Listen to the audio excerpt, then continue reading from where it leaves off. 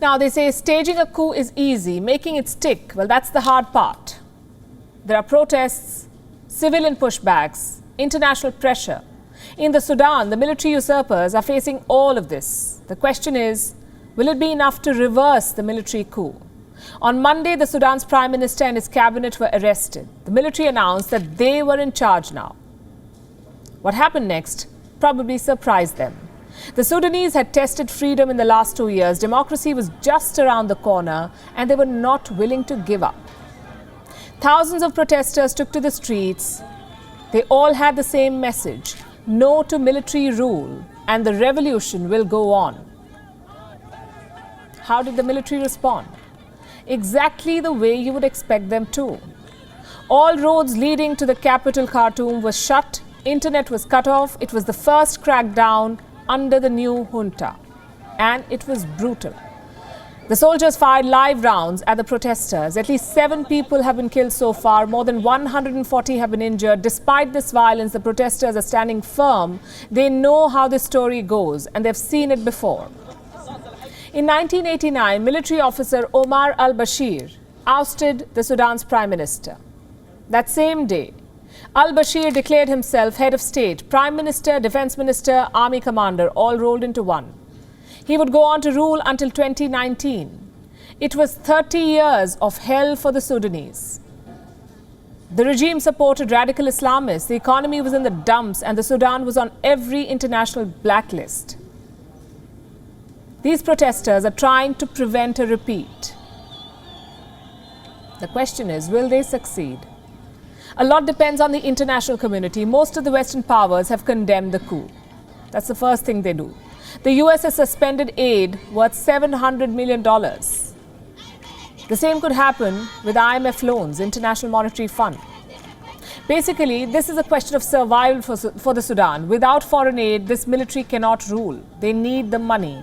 And that is the international community's leverage.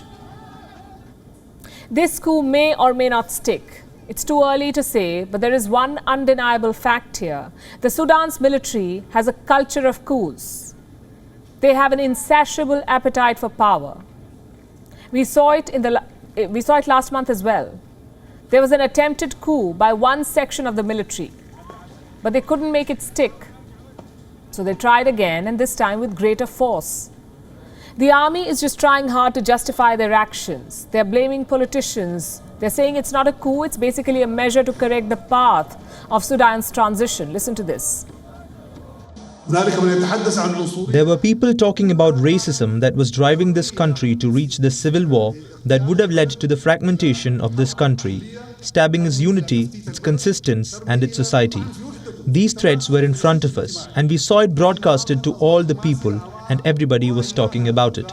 These issues have a direct impact on the national security and on the armed forces.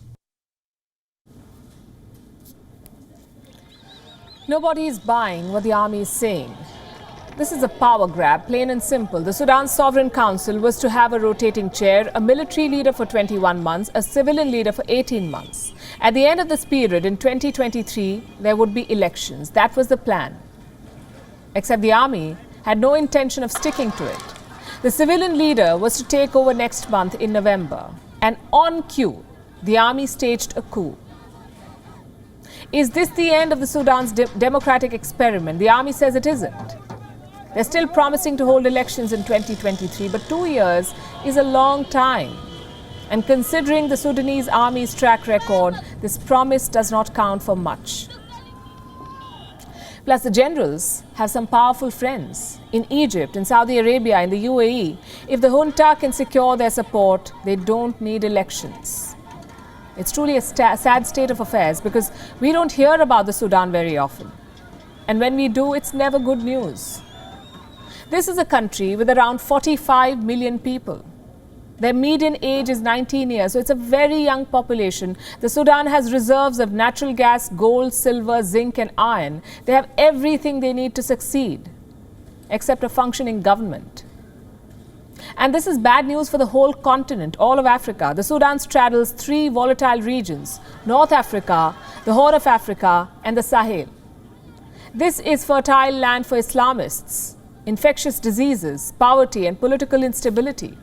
A democratic government in the Sudan is key to stability in Africa, so the world community must do everything to reverse this coup. If not, rogue elements will be emboldened. We've seen so many coups this year in Myanmar, in Mali, and in all of these cases, the world community was a spectator. Big statements, but nothing more. And this is a dangerous trend. World bodies must convince countries that democracy is non-negotiable. Civilian rule is the norm. Military takeovers are aberrations that must be corrected. WION is now available in your country. Download the app now and get all the news on the move.